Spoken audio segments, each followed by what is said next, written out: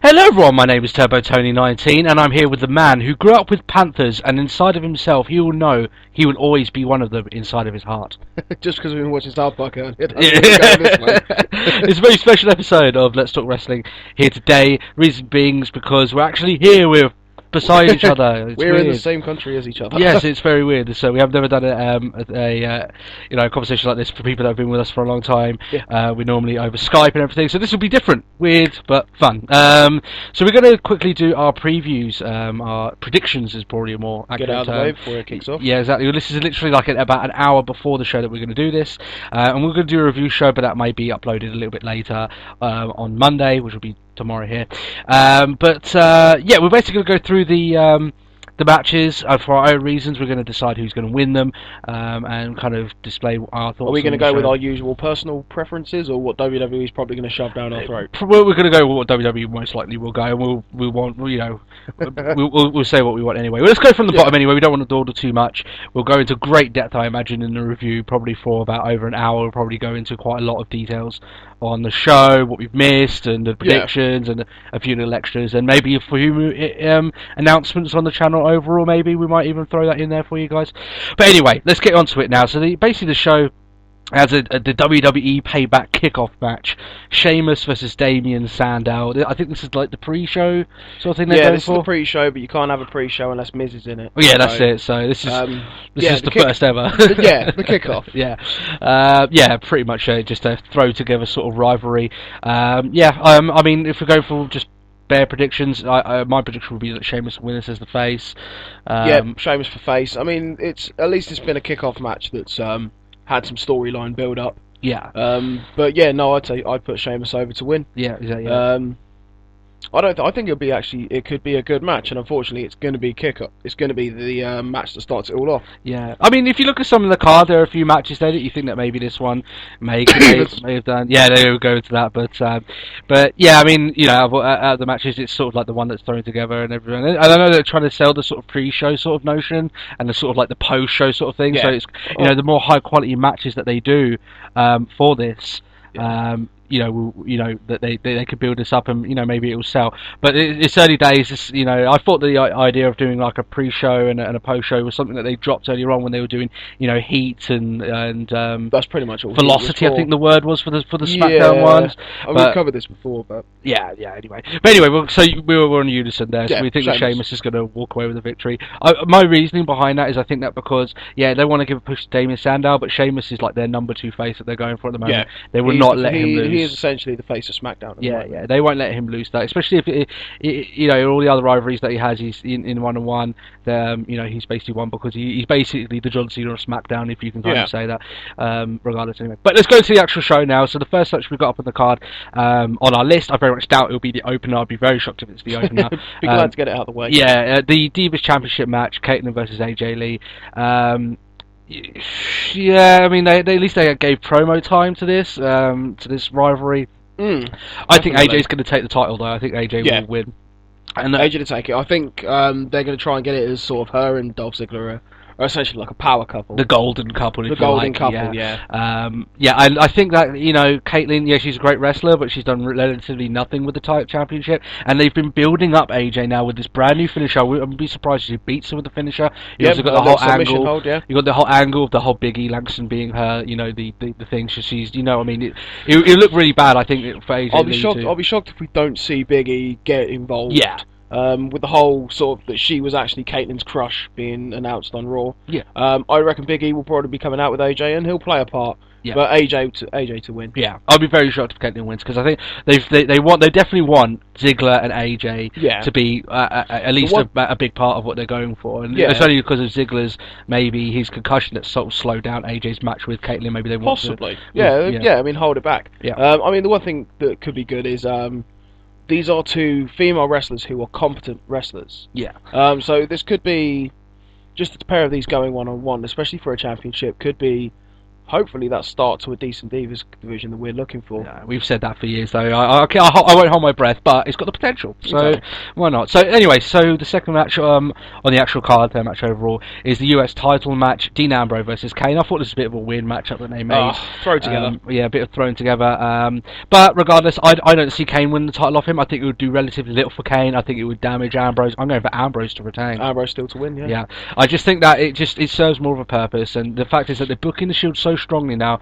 If they were going to start losing to Kane and Daniel Bryan, if they were going to start losing to Kane and Daniel Bryan, that would have happened a long time ago. This is a filler now for something else for the Shield to get involved in. Definitely. So Ambrose, yeah. So that's pretty much. Yeah, that's pretty much. There's not too much to even discuss on this one. Yeah. It's a mutual decision that Ambrose to hold it. Yeah, I believe so. But it was a thrown together decision really on Raw. It's just like, oh yeah, Kane, you get a match as well. Yeah. Oh, thank you, Vicky. Yeah. But yeah, no, it's just.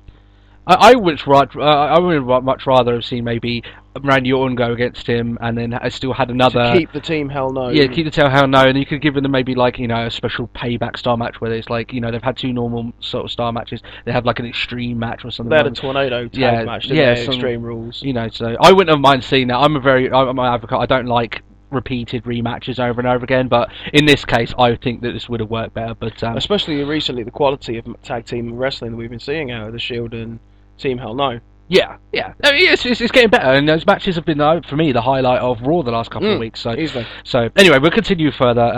So we have Intercontinental Championship. Yeah, Barrett champion versus Miz and Curtis Axel.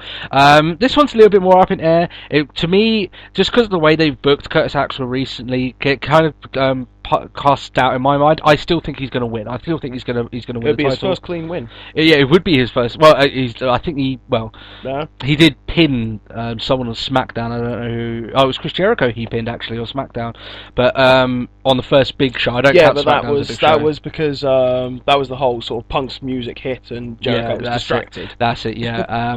That was a seize the moment pinfall. Yeah, I think that it will be a Curtis Axel win. I believe that he'll probably end up pinning Barrett if that gives me an extra boost. It'd be good momentum for Curtis Axel to take the title. Yeah. But yeah, no, I reckon it's going to be a case of the Miz and Barrett will sort of. It'll be more like a singles match with a wild card. Yeah. It'll be interesting. This match has got potential to be a decent match, but I would be very shocked if anyone apart from Curtis Axel wins this. As he's the new rising star now, and they seem to want to push him in a very weird way. By giving these sort of bullshit victories, which they keep doing. But he's 3-0 over Triple H. Yeah, he beat him twice in 5 minutes on Raw. Yeah, and a no DQ and a count out on a no disqualifications match. Exactly. Yeah. So, but yeah, I see him winning this one, and it would do good for him if he wins clean and wins the title clean. He's going to have to get a clean win eventually. Yeah, and these are two lesser guys. If they don't want him to get a clean victory over Triple H, or it's difference between trying to get a clean victory over Triple H and John Cena and then Wade Barrett and the Miz. Is respect to them as wrestlers. Keep to your card. Yeah, exactly. So that's the sort of level that they'll be going for. But anyway. Are we in agreement, Curtis Axel? Axel indeed. Well, we normally aren't in agreement this much, so maybe it's because we're in close proximity, We feed off each other. Yeah, exactly, yeah. Right, so WWE Tag Team Championship match, Rollins, Reigns versus Orton and Daniel Bryan. This is just such a stupid match, in my opinion, to have set up. It's very obvious that Orton and Bryan aren't going to win. I just think it's very obvious, even for the generic wrestling fans, because it just seems silly. I don't know why this match was made. It's a real throw together. I mean, it's only been sort of in the past week that Orton's really been getting involved on the whole Bryan, Kane and the Shield. Yeah, it's a bit random that he was just thrown in between them, and he's kind of stuck around. He's almost like he's the third wheel in the situation. Yeah. It's just a bit odd. But yeah, for me, Shield victory, retain the titles, and I think it would be a disservice to the Shield if they were to lose to Randy Orton or Daniel Bryan. I don't think it does anything. They're a team that are so set in they're so set in their ways as a team. Yeah. To be beaten by a throw together. Yeah. I mean, it doesn't do anything for Orton and Daniel Bryan. I mean, if they were to win the tag team titles, I think Bryan's over enough. Yeah. But what I mean is that I don't want Daniel Bryan to be locked in the WWE Tag Team Championship division anymore. I think he's good enough as a singles competitor. I think he's shown that recently. But to win the tag team titles with Randy Orton, no, I wouldn't want it. So yeah, no, definitely Seth Rollins and Roman Reigns. Next one we have is the big match in our eyes, anyway. The hometown hero. CM Punk makes his long-awaited return. I know it's only been like 7 weeks, but it's felt like months since he's been on TV, and I'm very looking forward to him being back. CM Punk versus Chris Jericho. Yeah, this should be a really good match. It's going to be interesting. I know that the Chicago crowd are going to be very, very on his side. Yeah, But when he very came in, Punk. but when he came into that Money in the Bank match, he was moving into being a face. I don't know whether maybe this may be the beginning of CM Punk's re-emergence as a face. I don't know, because he's definitely not going to be booed at that arena. Oh hell no! I don't know. I mean, but to be perfectly honest, he could be in the most sinister. He could be the most sinister person ever. He could be sort of like. He could be kicking children, and the moment he sets foot into a Chicago arena, he'll be cheered. Yeah. So yeah. it's awkward. Yeah, it's like it could be that turnaround point of him going face. Or it could just be that one night it's just where the simple fact it's Chicago. He's going to get cheered anyway. Yeah, and they've made reference to the fact that it is going to be his hometown crowd. So yeah, I'm just thinking of it. It could be. More than likely it won't. But a lot of people are saying that maybe that he's going to turn on Paul Heyman because he's booked this match without his authority and all this lot. That's true. Maybe it could be a turn, but it's regardless great to see CM Punk back. Yep. I think he's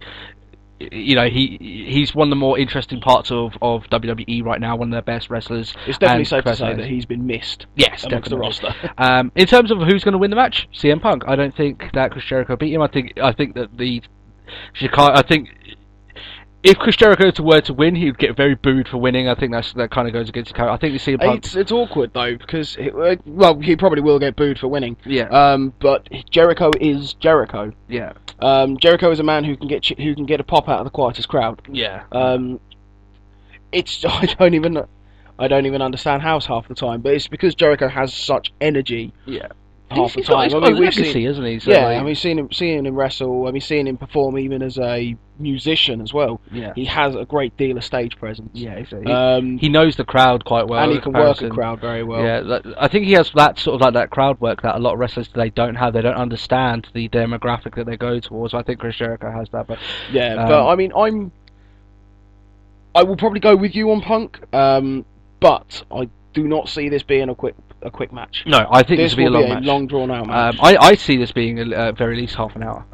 Just because of the fact that it's CM Punk's... I'll give it a 20-minute match.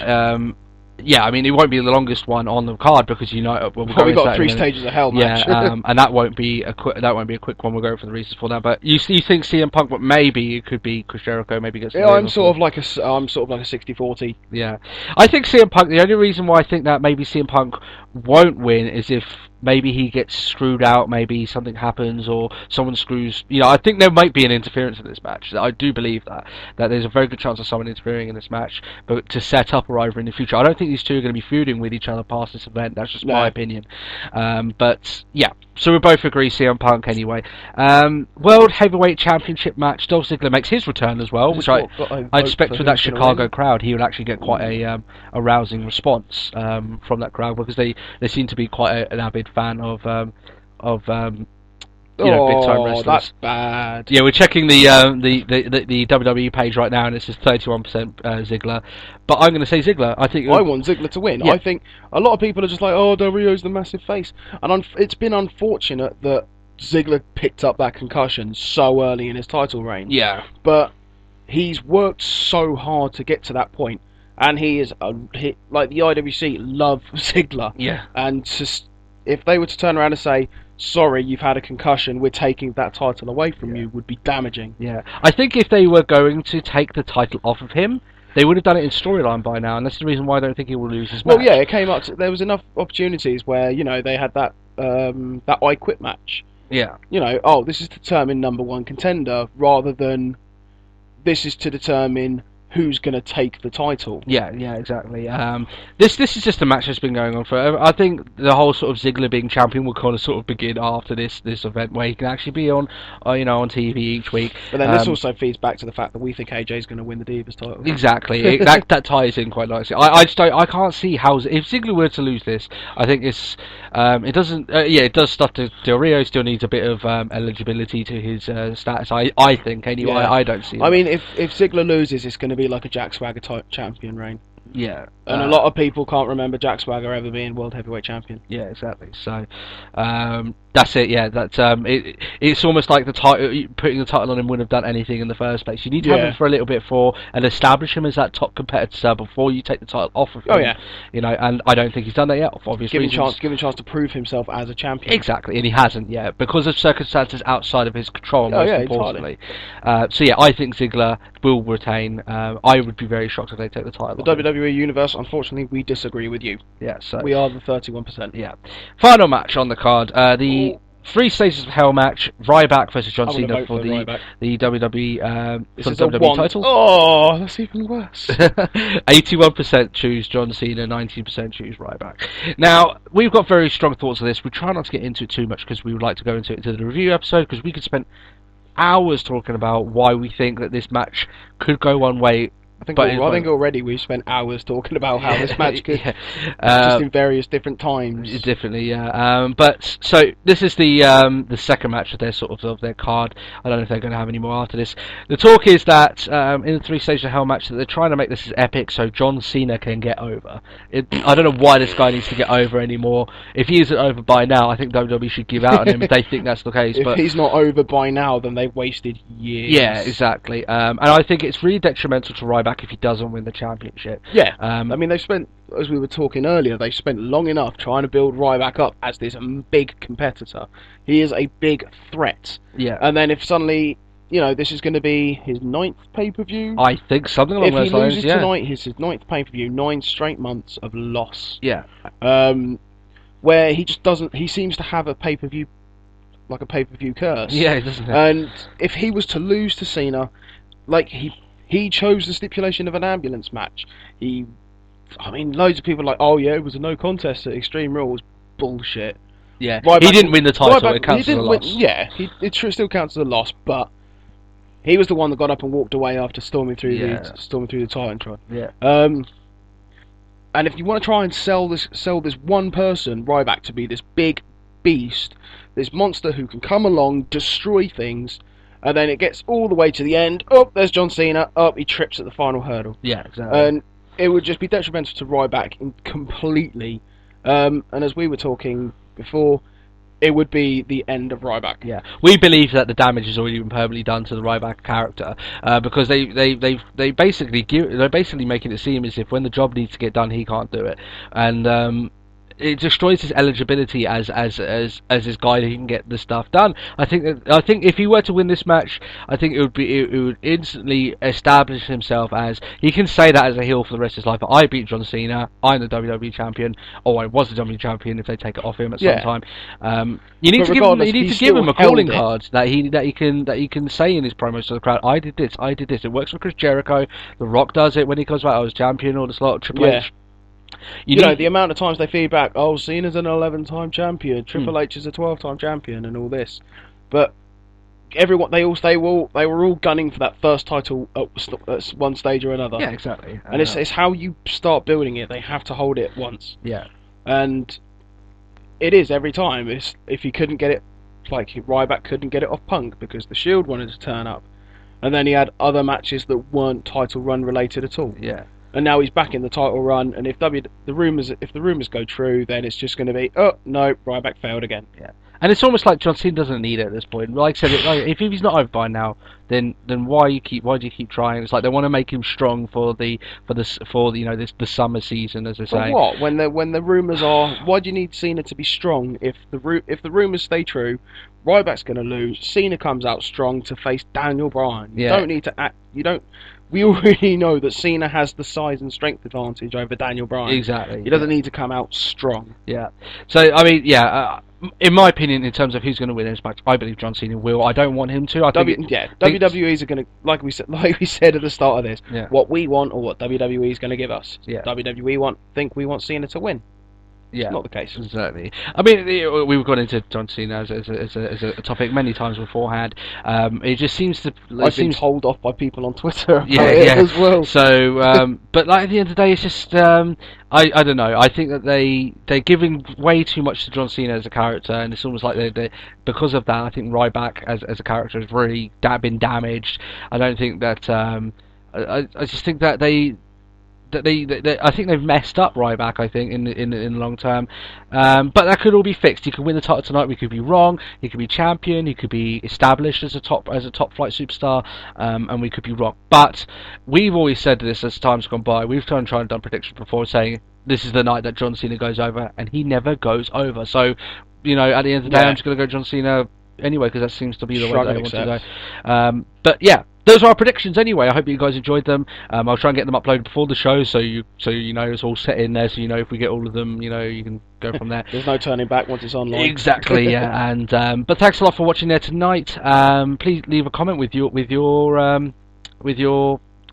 on the show or anything, or your predictions if you get them up in time. As like I said, we're just going to be up. If you want to bitch and disagree, then yeah, exactly. Yeah, go ahead.